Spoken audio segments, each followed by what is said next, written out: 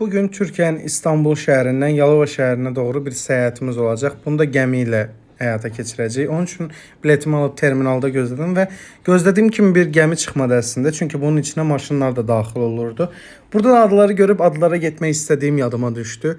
Bundan sonra böyük ehtimalla ora gedəcəyik. Neysə artıq Yalova şəhərinə yaxınlaşmışdıq və mən artıq indim gəmidən. Tam yanındaydı bizim gedəcəyimiz yer. Yeriyən köşkdür adı. İndi hekayəsini də sizə danışacağım. Burada gecə olmasın deyə skuter istifadə etdim ki, günəş batmadan ora çataq və nəhayət ki çatdıq. İndi burada gördüyümüz çınar ağacı ilə bu köşk yan-yanaymış. Yəni mənim bildiyim qədərilə budur.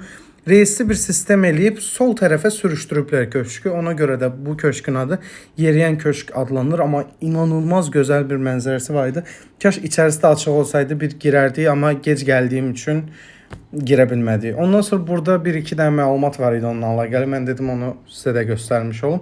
Sonra yavaş-yavaş artıq gəmiyə qayıtmaq istədim və 3 kilometrlik bir yol var idi. Dedim artıq yavaş-yavaş yola düşüm.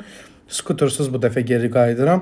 Burada çox gözəl mənzərə falan var idi. Mən də onları izləyə-izləyə çox gözəl bir şəkildə getdim. Burada bunu niyə belə çəkmişəm mən də bilmirəm. Hər neysə bir dənə kofe alıb gəmiyə doğru yola düşdüm.